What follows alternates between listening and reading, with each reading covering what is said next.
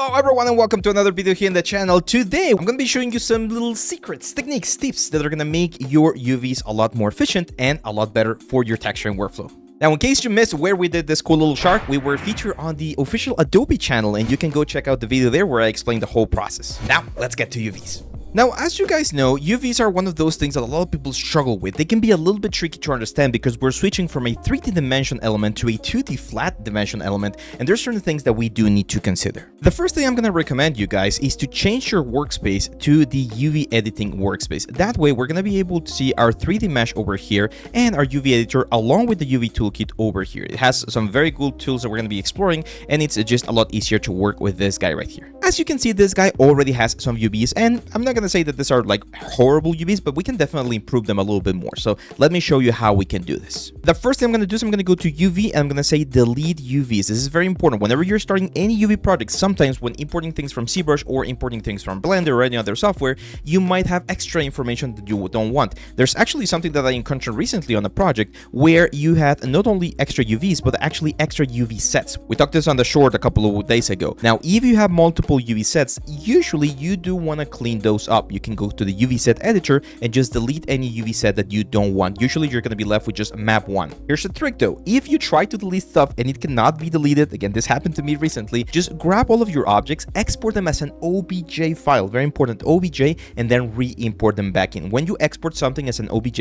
it pretty much resets everything that you might have on the model. It just keeps the material information, the object information, and that's it. So you're going to be able to start with a clean slate. Once we have this, I like to grab all of my elements and just go and say UV camera-based projection. It looks horrible when we have everything together, right? But if we start selecting all of the different pieces, you're going to see that we have pretty much like screenshots of the elements. And this is where the fun begins. I'm going to isolate, for instance, this ropes right here. And the first thing you always need to remember about UVs is that we need to find the place where the cut is going to be the least visible. So I'm going to grab this one right here, UV, 3D cut and sew UV tool. I'm going to cut on the inside of this ropes. As you can see, these are just 4-sided ropes. They're more like cubes. And then I'm going to go to any of the elements, like this one right here. Now, as you can see, I actually made a mistake here on this model and I left some of the caps closed. I don't want those caps, so I'm going to delete those caps, and by deleting those caps, we're pretty much creating a UV seam. This is another important thing to remember about UVs. Whenever you have a mesh that's not watertight, the hole on the mesh will act as a UV seam.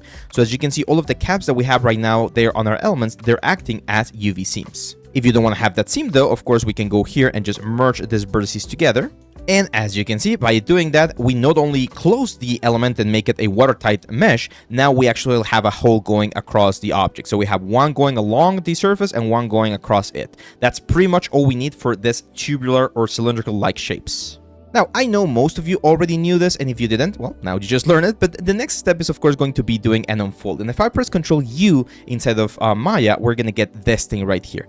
Because these elements are very, very straight, as you can see, we're going to get some really nice clean cuts for the whole element. But that's not all. If you really want to go the extra mile and clean these guys a little bit more, one of the things that we can do is we can go here, make them as straight as possible, and then go to the unfold options, and we have this option called straighten UVs. What this will do is it will give us a very, very nice straight UV. Sometimes it misses, right? Like on this little point right here, but don't worry, we can just, for instance, move this guy and align it perfectly to the grid.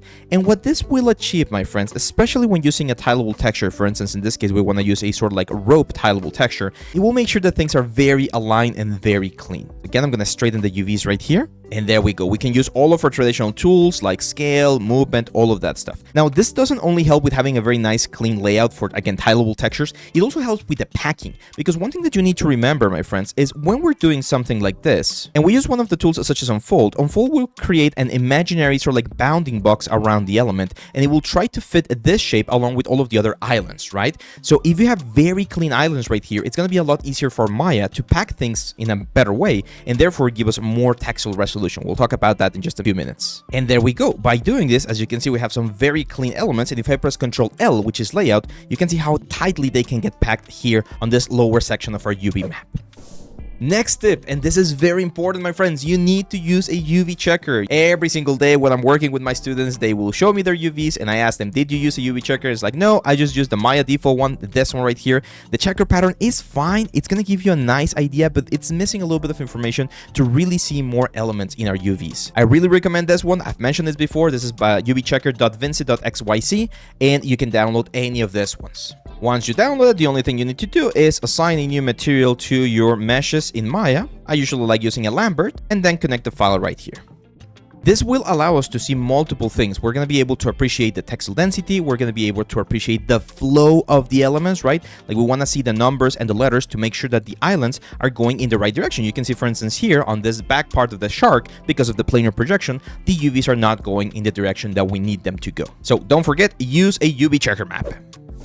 Now, the next trick that I want to show you guys has to do with elements such as this that are very repeatable, right? Like in the case of the eyes, we have the same eye on both sides, and we don't want to be doing double or triple the work. So if you have a mesh like this, first thing that you can do, especially for a mirror mesh like the eyes, just delete one of the sides, cut this eye, I'm going to cut it here on the middle, unfold it, lay it out, and then mirror it. Of course, we need to mirror to the proper direction, so in this case is -x on the world axis, there we go, and we're going to have this thing right here. This is going to give us the exact same UV on both sides. If you want that, you just keep it like this. However, keep in mind that if you're going to be baking and you have two elements, you're going to get like a double baking. You usually don't want that. In this particular case, I think for this character, I did have a unique UV for both eyes, so the only thing I need to do is Control L again, and there you go. Now, each section of the eye, it's going to have its own UV space.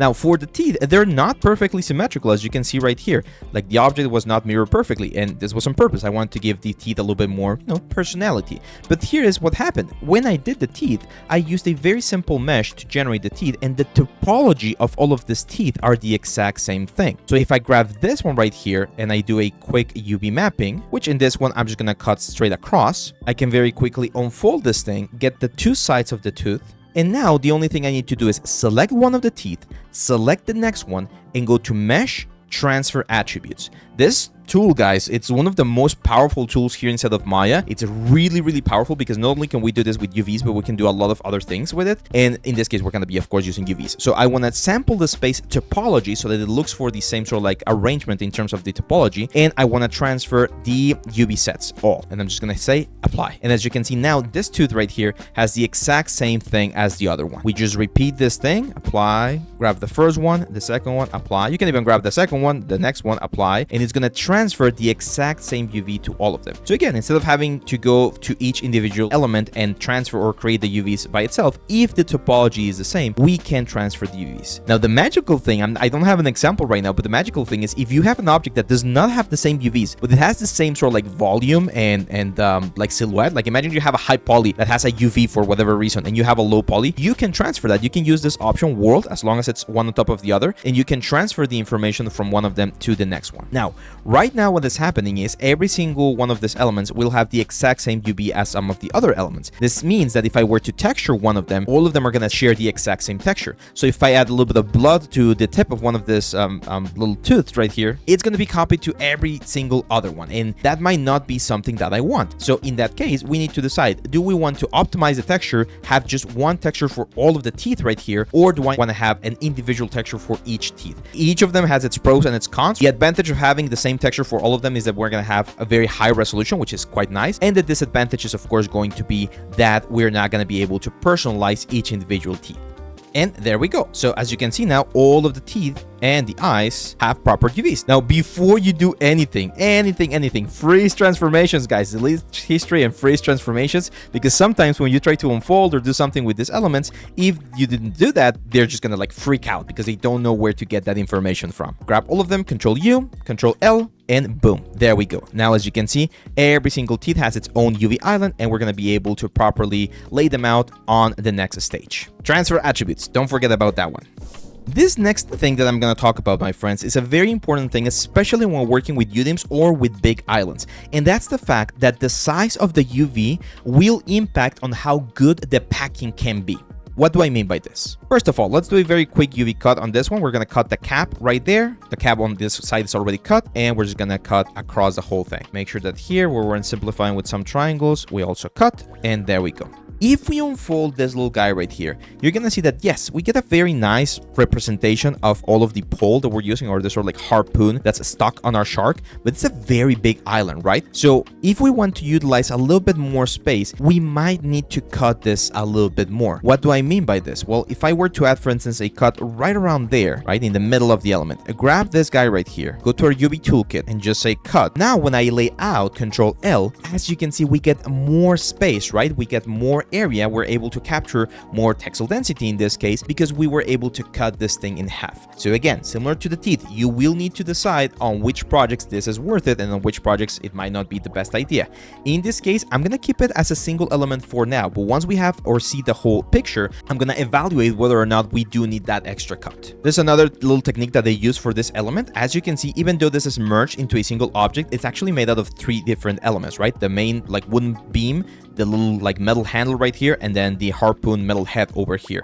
So you don't always need to have everything separated into multiple meshes. You can have it as a single mesh like this, even though there are multiple islands. The one thing that you do need to remember is if you have multiple islands, well, you're gonna have multiple cuts as well. So in here, I'm gonna cut there, there, and on the other side right here.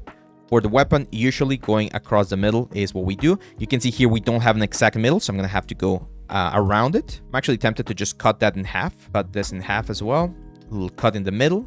Let me turn off the texture so that you guys can see this a little bit better. There we go. We cut the top. I don't want to have a line on the top though. Well, actually, we're kind of like following that strategy, so might as well. This is another important thing. Adding more cuts to the element is definitely a little bit of a performance hit on your mesh. Like a rule of thumb that you need to follow is to try to have the least amount of cuts, but it should always be a balance between the least amount of cuts and the best type of distortion, right? Because if you have less cuts, then what's going to happen is your mesh is going to try to stretch too much, trying to cover the surface area. And if you have more cuts, yeah, it's going to be able to unfold very, very nicely, but it makes it a little bit more difficult to hide those seams. And again, there's a little bit of extra information that the engines need to read because of that UV seam line. There we go. So by doing that now, again, we can just go here to UV shell, Control U to unfold, and then Control L. This is the problem that I was mentioning. Look at this. Because of how long this beam is, Maya is trying to fit it here inside of the square, and we're not able to utilize all of this space, and the metal becomes very, very small. So what can we do? Well, we already have the cut right there, so might as well just grab that edge right there, cut it so that the island, the biggest island, is a little bit smaller. And now when we lay out, now we're really utilizing this thing. So if you're doing your UVs and your islands are very, very small, that usually means that there's one island that's maybe too big, and you can consider cutting it to get a little bit more resolution for everything else. It's a compromise, right? We get a little bit more resolution, but we do add extra cuts. Now, before we continue, I know you guys are not subscribed. We have the information. So if you like these videos and you're learning, which is the most important thing, please subscribe to the channel. It really helps us out. And let's continue. Now, let's talk about organic cuts right here, because this is where, again, a lot of people struggle. When you have a big shape like this one, you always question, well, where should I add my cuts? And the best advice I can give you is try to think of an element, or a character in this case, in a modular sort of like approach. So I'm gonna split the fins, and you always want to go to the areas where it looks like there's a little bit of a crevice, because that's going to be the easiest part to hide it. So there we go. We're going to cut the fins out of the element. But now the fins right here, as you can see, they are, well, relatively thick. They're like a little elongated box going into a tip. So what I want to do here is I'm going to go to the side of this little box right here, and I'm going to try to capture the silhouette going across the whole thing. This is where your retopology comes into play. We have a lot of videos about that. And when you're talking about retopology, if you do it properly, if you do it cleanly, then this step becomes relatively easy and relatively fast, because you can just double click, and as you can see, it should follow a very nice line that's gonna go across the whole thing. There we go. Now here you can use a tool. I'm gonna remove this thing right here so that we can see the elements. And there's this tool inside of Maya, which is this shaded option. When you click on this UV editor option on the shaded element, what you're gonna see is anytime you have a different island, you're gonna get a different color. The only thing I don't like about this is the fact that the new Lambert inside of Maya, it's a little bit too light. So I'm just gonna delete history here, go to the Lambert, and I'm gonna just bring back or down the diffuse so that we can see the colors a little bit more cleanly. So as you can see now, whenever I cut a different island of UVs, we're gonna get a different color, which is a very good way to visualize where things are going to be. I'm now gonna go to the head, and I'm gonna go to this line right here, follow through the inside of one of this like gills, and then to the top. And boom, you can see now that the head changed colors. But we cannot just keep the head right here. We always need to think about the three-dimensionality of things. So imagine we have like a sphere, and we're trying to sort of like flatten that sphere. Again, of course, we're always going to have distortion, and we always need to figure out where we can place our cuts to minimize that distortion. So for instance, in this case, for the mouth, I'm going to cut the inside of the mouth right there.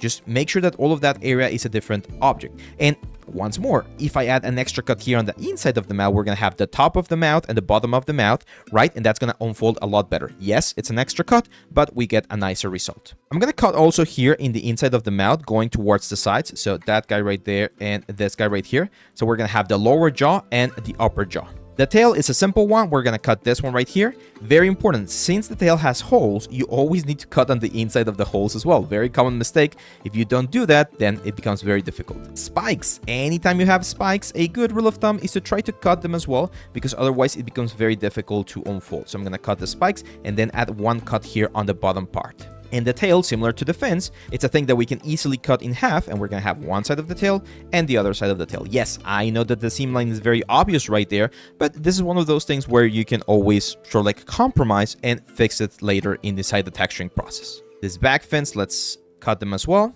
I'm going to do two cuts right here as well. These are a little bit bigger. So the bigger the element, the more I'm like inclined to cut it into more pieces. For instance, we're going to have the inside of the fin and the outside of the fin, again, quite hidden, so we don't see those seam lines quite as often. And finally, the main fin here on the top. You definitely want to have one side and the other. Now, for the belly, this is a very interesting question. Where do we cut? I know we need to cut this in pretty much like in half, but where do we cut? Do we cut on the top of the shark, or do we cut on the bottom of the shark? And the answer is, well, why not both? Right? Why both? Because we want to make sure that we have, again, enough space and smaller islands so that when we pack things, we're not getting this like super small elements. So I'm going to cut here, here, and down here. And now we're going to have the side of the shark and this side of the shark right here. If I do my unfold really quickly here, and I do my layout, I'm going to check how much texel resolution I actually have. Like, am I utilizing the space quite nicely, or do I need to add some extra cuts? And I think we're actually in a good position. I don't think we need to add one extra cut here in the middle. That might be a little bit too aggressive. And with this, we have a good distribution. Here's the next thing. If we turn this off and now we switch to this one right here, we're going to be able to see something very, very important. This thing right here is the UV distortion. And this will tell you which parts of your character are getting either overstretched or sort of like understretched, right? And you can see right here that on the tip of both the jaw and especially here the nose, we're getting a lot of stretch in this effect. Why is this? Why are we getting so much stretch right here? Well, because this is a very sort of like pointy bit, and the head is not really like helping us get that sort of like distribution. So what can we do here? Again, we need to evaluate. Do we add more cuts? Do we split this into a different part? Do we cut in a different like direction? And in this particular case, I think cutting the head in half might be the best solution. If we go to edge, select this edge, and then just cut that head, we can just grab these two islands. And I want you guys to look at this part right here. Look at how when I press Ctrl U, they unfold a lot nicer, right? We get a different distribution right here. And now when we take a look at the distortion, we barely have any distortion. No distortion at all, pretty much. I'm not saying this is always the way to do it. Like, you usually don't want your character to have like one cut straight down the middle. But we also need to put ourselves in the context of this thing. Like, more often than not, when we're looking at a shark, we're looking at it from the side view, right? So this is the most important sort of like preview that we want to have for something like this. If we're going to be seeing it from the front quite a bit, then yeah, we might try a different approach. However, especially for this one, since it was hand-painted approach, we don't have any normal maps or anything like that, I'm not too worried about that effect. And that's it. Every single element of our shark has now properly been unfolded, and we can do a quick Ctrl L to lay everything out and get this preview. Now, this is not a bad preview. As you can see, we have a very nice distribution. The textile density is working properly, but I want to show you a couple of settings that you can do to really optimize this. First of all, if you don't know what textile density is, make sure to check the video. We already did a bit about that to understand the importance of this, but let's go here and check how much textile density we have right now. If we go here to the element and we go to the transform window, we can go to the textile density and say, hey, let's say we're going to use a 4K map because we want to go really, really fancy with this one, and get me what the textile density is for this character at this size. This is very important, very common mistake. People think that the textile density is going to be the same if we have the exact same scale or different scales. It's not the same. If we have a really, really big shark like this one right here, and we check the textile density is going to go lower, right? Because we have more surface area and the exact same 4K map for the whole thing. So the textile density will be very dependent on the scale of your mesh. Ideally, what you want to do is you want to figure out how big your character is going to be. Right now, if I create a cube and I check the size of this thing, you're going to see that it's a very, very small shark. If I check the length here on the x-axis, you're going to see that we're only at 77 centimeters, right? So very small, something like this. I'm looking this up, and one of the things that I see is that, for instance, the shark from Jaws, the movie, was 25 feet long. 25 feet, that's a lot. This was almost 8 meters long. So I'm gonna create a cube.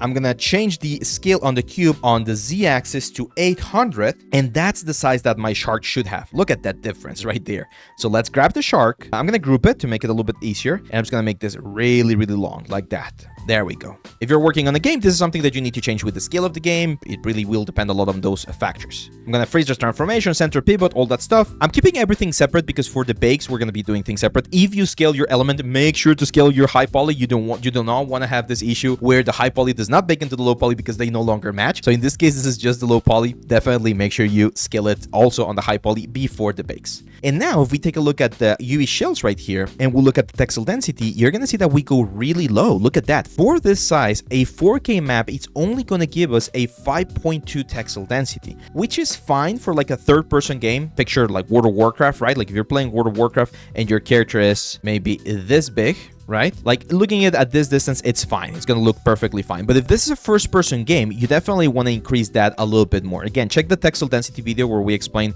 the usual numbers that you're gonna have in different game types. This is another little tool. If you have a specific number that you want to have, like make sure that everything falls into that number, you can grab all of your islands, find a specific number. Let's say we want to have like a 10 textile density and set this. What this will do is it will switch and change the size of your UV island so that it matches that. What is the problem here? Of course, we're not going to be able to have it in just one single square. If you're using multiple UDIMs or things like that, this is where you can set the specific textile density. What I'm going to do though is I'm just going to set this to 5. I think 5 is a good number for this. So I'm just going to say get, and there we go. You can see that the islands got a little bit smaller.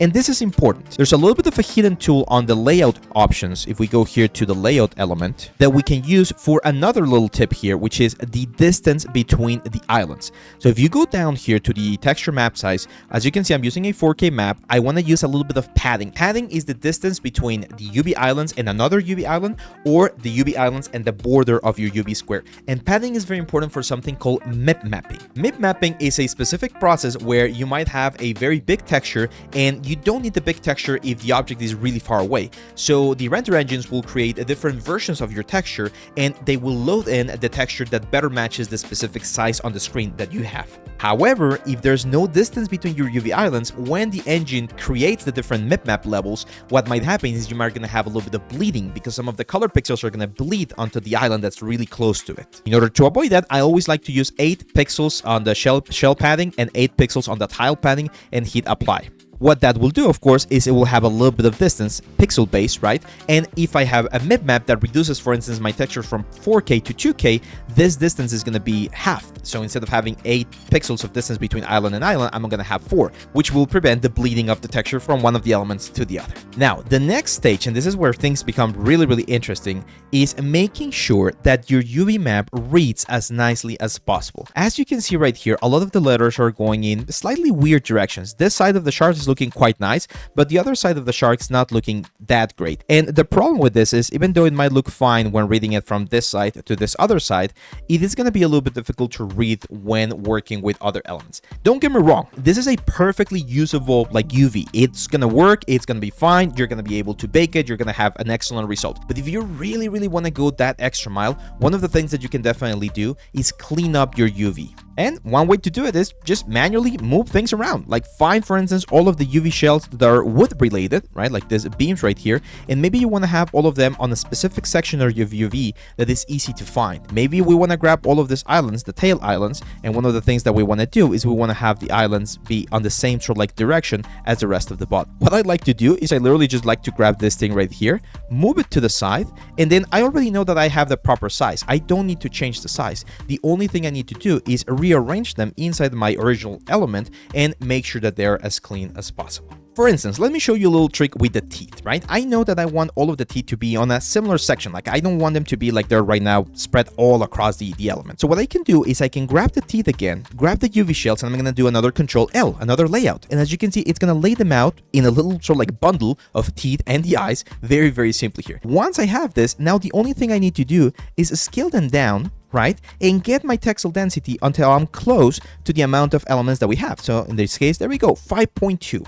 A rule of thumb that I have is you can change your textile density up to like 20% up or down, and you're not gonna see that much of a difference. So if, for instance, you have this teeth and you wanna have a little bit more resolution on the teeth, maybe like a 6 or like a 7, that's fine. It's not really gonna kill your resolution. It's not gonna look horrible or mismatch with anything, and we're gonna have a little bit more resolution on those parts. For some of these elements, as we've mentioned before, one of the things that we can do is, of course, to modify or change some of the straighten UVs options, so we have, you know, a cleaner distribution. We're gonna leave all of these wooden and rope elements on this side of the object. Here's another one. We have the little like head of the sphere, right? So I'm gonna grab all of these faces right here, and I want to make sure that all of these faces are relatively close to each other. This is something that I see a lot of people ignoring or forgetting. A UV map has a specific name. It's called UV map for a reason. We want to use it as a map. We want to be able to tell where this map is going. And therefore, when we take a look at this, for instance, inside of Photoshop or inside of any sort of like editing software, we should be able to very quickly tell